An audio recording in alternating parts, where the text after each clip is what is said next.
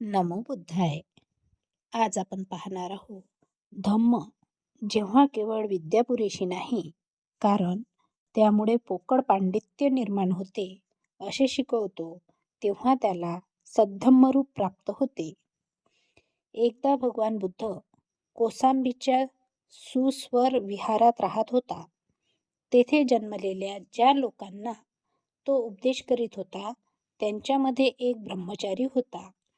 त्या ब्रह्मचार्याला अभिमान वाटत असे की वेदज्ञानात आपण अद्वितीय आहोत. वादविवादात हरविणारा कोणी न आढळल्यामुळे तो ज्या ज्या ठिकाणी जाई त्या त्या ठिकाणी हातात एक मशाल घेऊन मिरवीत असे. एके दिवशी एका शहराच्या चौरस्त्यावर त्याला एक मनुष्य भेटला. त्याने त्या ब्रह्मचार्याला त्याच्या त्या विक्षिप्त वर्तनाचे कारण विचारले. त्यावर तो ब्रह्मचारी म्हणाला, जग अंधकारमय व लोक भ्रांत आहेत. त्यामुळे जितका प्रकाश करता येईल तितका करण्यासाठी मी ही मशाल बरोबर घेत असतो. त्याला जमलेल्या लोकात पाहिल्यावर भगवान बुद्धाने हाक मारून विचारले, या मशालीने तू काय करीत आहेस?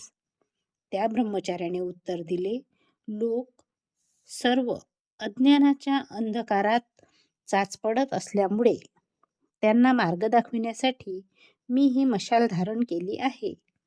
नंतर तथागताने त्याला परत विचारले, खरोखर तू इतका विद्वान आहेस? धर्मग्रंथातील 4 विद्या म्हणजे शब्दविद्या, ज्योतिर्विद्या, राजविद्या आणि युद्धविद्या तू जाणतोस काय? या विद्यांशी आपण अपरिचित असल्याचे त्या ब्रह्मचार्याला कबूल करावे लागले. त्याने ती मशाल फेकून दिली. भगवान बुद्धाने त्याला उद्देशून म्हटले, मनुष्य कितीही विद्वान असला तरी तो जर इतरांचा तिरस्कार करणे इतका स्वतःला मोठा मानू लागला तर तो हातात मेणबत्ती धरलेल्या आंधळ्या माणसासारखा आहे. स्वतः आंधळा आणि इतरांना तो काय प्रकाश दाखविणार? अशा प्रकारे आज आपण धम्म जेव्हा केवळ विद्या पुरेशी नाही, कारण त्यामुळे पोकळ पांडित्य निर्माण होते असे शिकवतो, तेव्हा त्याला सद्धम्मरूप प्राप्त होते हे बघितलेलं आहे.